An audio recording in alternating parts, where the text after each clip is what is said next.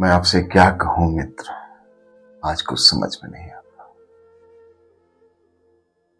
मैं और सोनी जी दीपक के यहां से आकर के सोने का बहुत प्रयास किया हूं मैं, लेकिन मुझे नींद नहीं आई।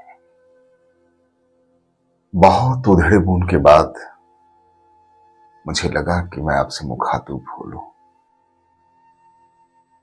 जीवन में मित्र कभी कुछ ऐसी बातें सामने आती है जिसको सुनना आप पसंद नहीं करते, लेकिन सुनना पड़ता है, जानना पड़ता है। आज शाम को मैं अपने एक मित्र भाई यूसुफ के एक प्रतिष्ठान के उद्घाटन में था, जमुआ में। तभी भाई राकेश का फोन आया कि भैया कहाँ है। मैंने कहा जमुआ में। कहा भैया दीपक का एक्सीडेंट हो गया। मैंने कहा कौन दीपक। बोला भैया खरड़िया वाले मित्र हैं। मैंने कहा कैसा है दीपक। राकेश कुछ कह नहीं पाया, गला रूंध सा गया उसका। आवाज मैं समझता हूं कि निकली नहीं होगी। मुझे एहसास हुआ कि कुछ बड़ी विडंबना हो चुकी है। मैं थोड़ी देर के बाद फिर राकेश से रिपीट किया, बोलो राकेश कैसा है दीपक। और दीपक के बारे में राकेश ने कहा कि दीपक अब नहीं रहा भैया। मैं क्या कहूं, मेरे पूछने के अंदाज से वहां आसपास के लोग मेरे इर्द गिर्द जमा हो गए। बहुत मुश्किल से मैं उन्हें बता पाया कि हुआ क्या है। मैं कैसे भूल सकता हूं दीपक को। मुझे याद है 2011 का वो दिन, 2011 का 11 सितंबर, जब मेमोरी कॉम्बैक्ट का आयोजन हम सभी ने किया था और दीपक की बड़ी महती भूमिका उसने निभाई गई थी। अगर दीपक जैसे लोग नहीं होते, दीपक जैसे भाई नहीं होते, तो मैं समझता हूं कि वो आयोजन हमारा सफल नहीं होता। वैसे तो दीपक एक जीविका के रूप में, कार्य करने के रूप में भू अर्जन कार्यालय गिरिडीह में कार्यरत था, एक अमीन के रूप में। लेकिन सामाजिक सहभागिता उसकी इतनी थी कि हमारा यह क्षेत्र बहुत लंबे समय तक दीपक की कमी को महसूस करता रहेगा। बात हम चाहे मेमोरी कॉम्बैक्ट का कर लें, बात चाहे हम जस्ट डांस धमाल की कर लें, बात चाहे हम सरस्वती पूजन की बात कर लें या सामाजिक किसी भी कृत्य की बात कर लें, दीपक सबल रूप से सभी में अपनी सहभागिता निभाता रहता था। तमाम व्यस्तता के बावजूद दीपक सारे सामाजिक कार्यक्रमों में अपनी रोल, अपनी भूमिका तलाशता रहता था। और मैंने देखा ऐसा नहीं था कि दीपक को लाइमलाइट में आना है या दीपक को स्टेज में दिखना है। मैंने जब भी देखा तो दीपक पर्दे के पीछे की भूमिका में रहा है। अभी दशहरा आने वाला है। मैं समझता हूं कि मिर्जागंज का जो परिसर है, जस्ट डांस धमाल का आयोजन राकेश के लिए बहुत मुश्किल होगा बगैर दीपक का। मैंने देखा है कि भीड़ वाह वाह कर रही है, जस्ट डांस धमाल चल रहा है, हम लोग माइक पकड़ करके चीजों को बता रहे हैं, सामने आकर के स्पीच दे रहे हैं, और दीपक कहीं दूर से सारी चीजों को निहार रहा है, संवार रहा है।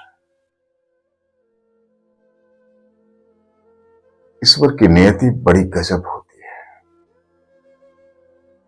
हम मानते हैं कि मरुभूमि है, जहां सभी को चले जाना है, लेकिन ऐसा जाना ठीक नहीं है ईश्वर, ऐसा जाना ठीक नहीं। ऐसे समाज से दीपक बुझते रहेंगे तो समाज तो अंधकारमय हो जाएगा ना। समाज में उजियारा फिर कहां से आएगा। कुछ पहरुए होते हैं जो समाज को राह दिखाते रहते हैं, संगठित करते रहते हैं, लेकिन ऐसे पहरुए अगर ईश्वर ने ऐसा ही बुलाता रहा उसे, तो लोग यहां जिएगा कैसे। गुरुवार का वो मनहूस घड़ी जब दीपक हमेशा की तरह अपने गुरु के यहां सत्संग के लिए जयनगर जा रहा था, उसे क्या मालूम था कि मौत बीच रास्ते में उसका इंतजार कर रही है। वो असंतुलित बेलोरो दीपक को अपनी आगोश में ले लिया। तड़पता रहा दीपक, छटपटाता रहा। लोग उसके इलाज के लेकर के नजदीक के अस्पताल जरूर ले गए, लेकिन चीजें देर हो चुकी थी। परिजन पहुंचे और चिकित्सकों ने धनबाद रेफर कर दिया बेहतर इलाज के लिए। दीपक के शरीर में असंख्य जख्म हो गए थे, बहुत चोट लग गई थी उसे। दीपक दर्द से लड़ता रहा, सांसों को संभालता रहा, लेकिन दीपक और सांसों की यह जंग बहुत देर नहीं चली। दीपक को लेकर के उसके परिजन धनबाद भी नहीं पहुंच पाए। बीच रास्ते में सरिया में दीपक सांसों का यह जंग हार गया, बूझ गया अपना दीपक। वो दीपक जो हर कार्यक्रम में अपनी रोशनी बिखेरता था, वो दीपक बुझ गया।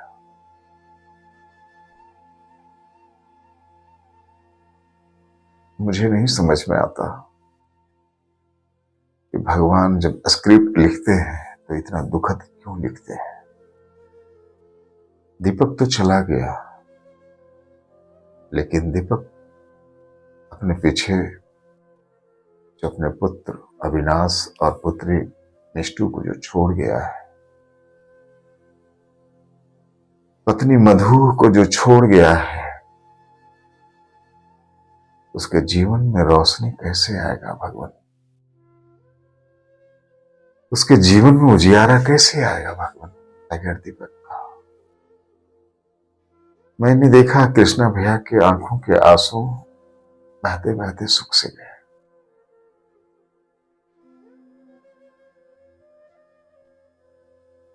सूनी आंखें ढूंढ रहा है ये अपने दीपक को, कोई तो चमत्कार हो जाए और दीपक उठ करके बैठ जाएगी, पापा मैं तो आ गया हूं।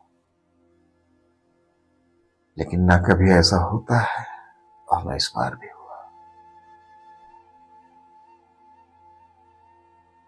हम जानते हैं कि जीवन फानी है, हम जानते हैं कि सभी को अपने पास बुला लेने का स्क्रिप्ट ईश्वर ने लिख रखा है, लेकिन थोड़ी तो मोहलत देते हैं। ऐसे युवाओं को आप ले जाएंगे समाज से खींच करके, परिवार से खींच करके, तो समाज में कितना घना अंधकार छा जाएगा। कैसे जिएगा लोग। हम तो मां दुर्गा से ही कल्पना करते हैं कि लंका बाबा का ये पवित्र भूमि खरगडिहा ये सोना नहीं हुआ, पूरा क्षेत्र सोना हो गया है भगवान।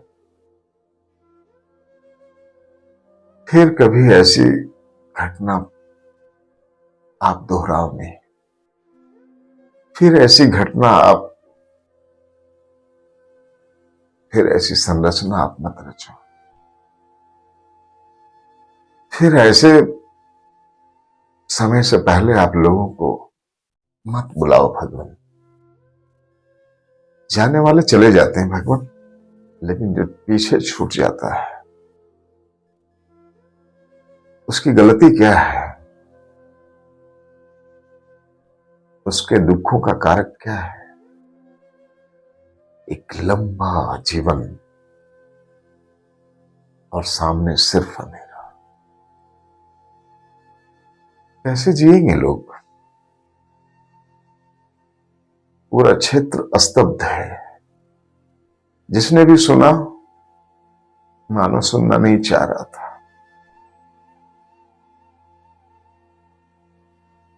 आंखें गुरेर कर देख रहा था कि क्या सुना रहे हो तुम? ऐसा कैसे हो सकता है?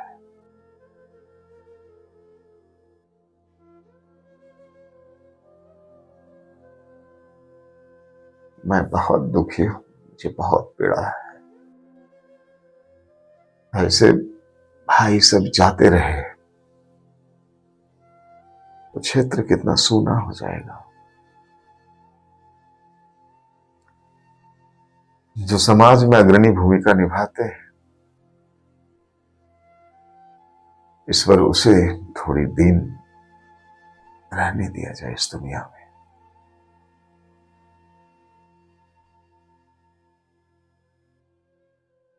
मैं दीपक को विदा भी नहीं कर पाता हूं। मैं कैसे उसे श्रद्धांजलि दूं भगवान? मैं कैसे उसे कहूं कि दीपक,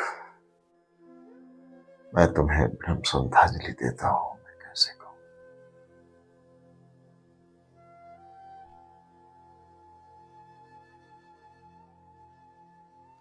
मेरा मन नहीं था कि मैं दीपक के लिए वीडियो बनाने का साहस नहीं था। मुझे नींद भी नहीं आ रही। रात के 1 बज रहे हैं। मैं बहुत व्याकुल होने के बाद आपसे मुखातिब हुआ।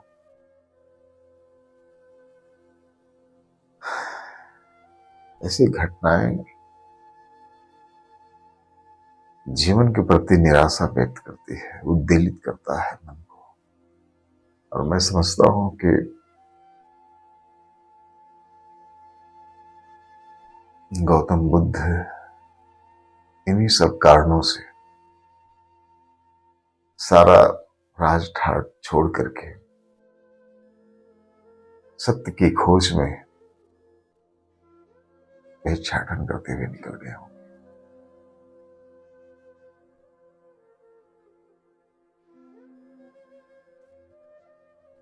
अब आपकी चीज है, आप जाने कि आप ऐसी घटनाएं क्यों परिलक्षित दोहराते हैं, आप ऐसी घटनाओं का निर्माण कैसे करते हैं।